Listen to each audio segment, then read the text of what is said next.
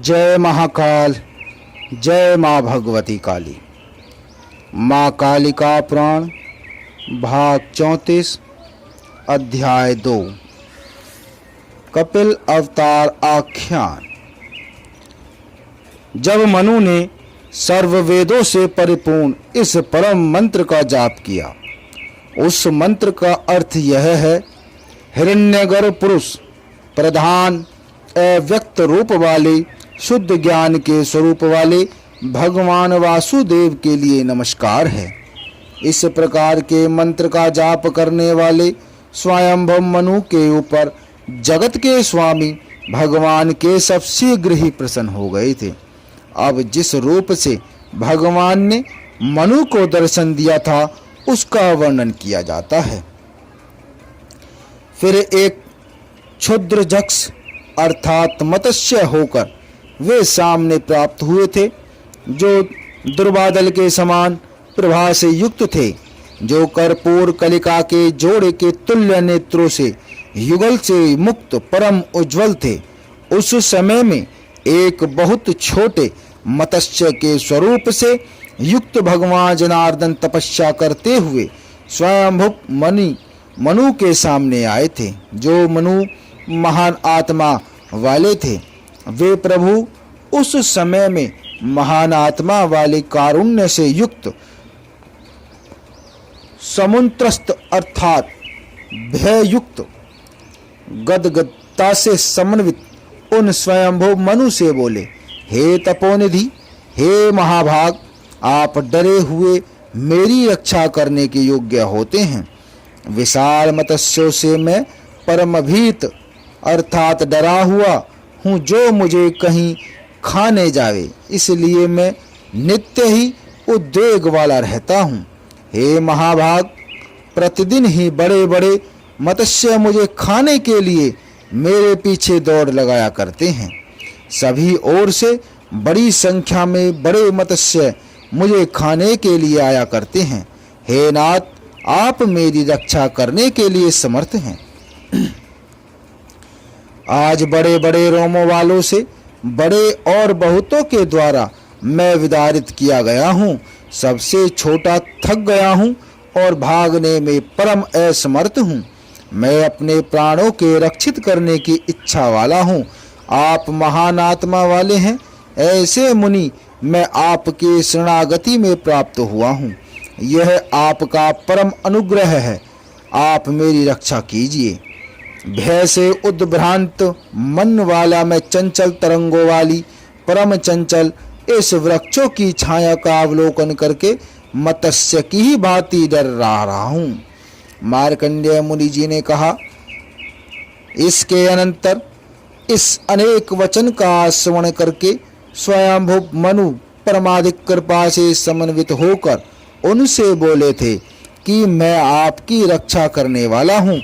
फिर हाथ में जल लेकर उस मत्स्य को उसमें निधापति करके समक्ष में उस परम क्षुद्र मत्स्य के विहार का अवलोकन करने लगे थे। इसके अनंतर परम दयालु मनु ने सुंदर स्वरूप वाले उस मत्स्य को जल से पूर्ण विपुल योग वाले अलिंजर में रख दिया था। वह मत्स्य उन मणिक में दिन दिन में बढ़ता हुआ सामान्य रोहित के शरीर वाला शीघ्र ही हो गया।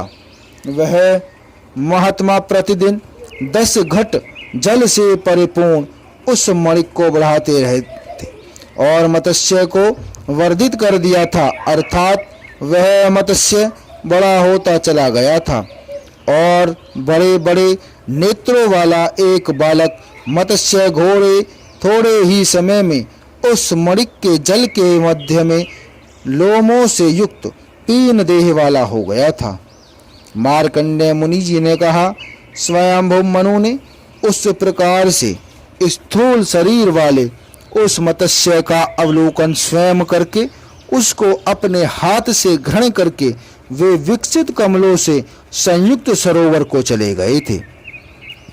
वह सरोवर वहां पर परम पुण्य नर नारायण के आश्रम में बहुत विस्तृत था। वह 1 योजन के विस्तार वाला तथा 1.5 योजन आयताकार था उसमें उनके भीतगण थे। उस सरोवर में उस मत्स्य को डाल करके उस समय में मनु ने वहां पर निर्धारित कर दिया था। उस मत्स्य का उन्होंने अपने पुत्र की ही भांति परम अनुग्रह से युक्त होकर पालन किया था। वह मत्स्य बहुत ही थोड़े समय में परमाधिक स्थूल और विस्तृत हो गया था।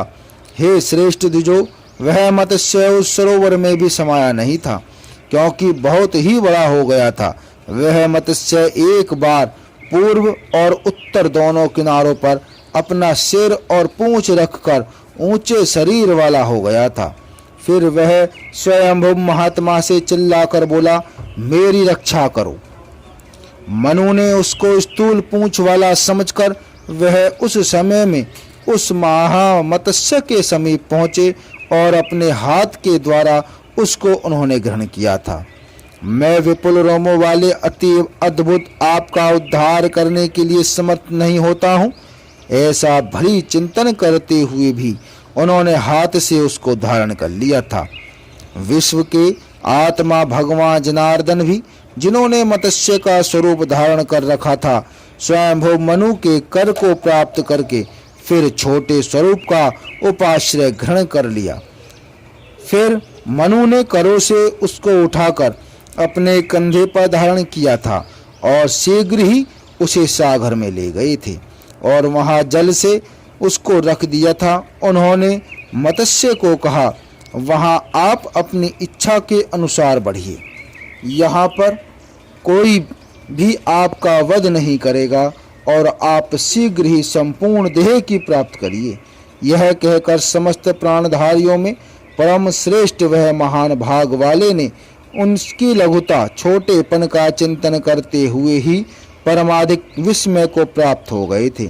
वह मत्स्य भी तुरंत ही उस समय में महान पूर्ण शरीर वाले हो गए थे और अपने देहादिक के द्वारा सभी ओर से उस महासागर को उन्होंने भर दिया था।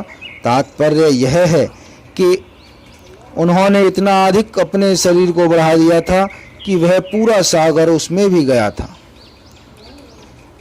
उस महासागर के जल को भी अतिक्रमण करके अत्यंत उन्नत पूर्ण शरीर वाले का अवलोकन करके, जो कि शिलाओं से घिरे हुए लंबा चौड़ा मानसाचल के तुल्य था, संपूर्ण सागर को रोकने वाले और अपने देह के विस्तार से अचल करके श्रीमान स्वयंभू मनु ने उस समय उनको मत्स्य नहीं माना था।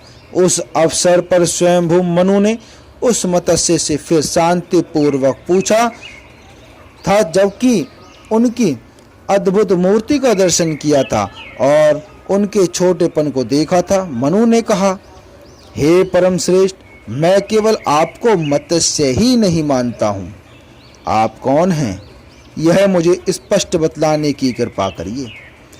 हे सुमहत्तप, मैं आपके महत्व को और छोटेपन कर चिंतन करते हुए ही आपको सामान्य मत्स्य ही नहीं मानता हूँ। आप ब्रह्मा हैं अथवा विष्णु हैं या आप स्वयं शंभु हैं, जिन्होंने यह मत्स्य का स्वरूप धारण किया है।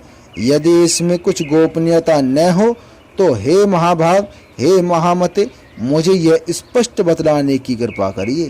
मत्स्य भगवान ने कहा, आपके द्वारा मेरी नित्य ही आराधना करनी चाहिए। जो सनातन हरि भगवान है वही मैं हूँ। इस समय आपकी कामना की सिद्धि के ही लिए मैं समादित होकर प्रकट हुआ हूँ। हे भूतों के स्वामिन, आप जो भी मुझ मीन की मूर्ति वाले से जो भी कुछ चाहते हैं वही आज करूँगा। मेरी इस मूर्ति को मन ही समझिए।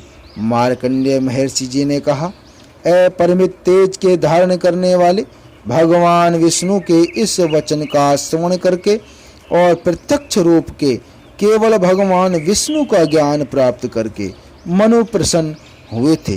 स्वयंभू मनु ने कहा, हे हरे, इस जगत के पर और अपर के आप स्वामी हैं। आप अविनाशी हैं तथा अग्नि, सूर्य और चंद्र, इनको ही 3 नेत्रों को धारण करने वाले हैं। आपकी सेवा में मेरा प्रतिपाद निवेदित है। हे सर्वज्ञ, आप जगत के कारण हैं, जगत के धाम हैं। हे हरे, आप पर हैं, आप पर और अपर स्वरूप वाले तथा जो पार जाने वाले हैं, उनको पार पहुंचाने के कारण रूप हैं। अपनी आत्मा से ही आत्मा को धारण करके हे हरे, आप धरा का रूप धारण करने वाले हैं। हे त्रिविक्रम, आप आधार स्वरूप वाले हैं और आप समस्त लोकों का भरण किया करते हैं। हे सुरेश्वर, आप समस्त वेदों से परिपूर्ण एवं श्रेष्ठ हैं। धाम के कारण के भी आप कारण हैं। आप देवों के समुदाय के परम ईशान हैं और नारायण हैं। आपका कोई भी जन्मदाता नहीं है और आप इस जगत के योनि अर्थात उत्पादक हैं। आप पाद रहित हैं तथा तो सदा गति वाले हैं। आप तेज और स्पर्श से रहित हैं। हे ईश्वर, आप सभी के स्वामी हैं। आपका कोई भी आदिकाल नहीं है और आप ही सबके आदि हैं। आप नित्य अनंतर हैं, जो हेम का अंड है और इन सब जगतों का बीज है और ब्रह्मांड की संख्या से युक्त है। उस ब्रह्मांड के बीज आपका ही तेज होता है। आप ही सबके आधार रूप हो और आप स्वयं बिना आधार वाले हैं। आप स्वयं तो बिना हेतु वाले हैं, किंतु सबके कारण स्वरूप हैं। आगे का अध्याय 3 में।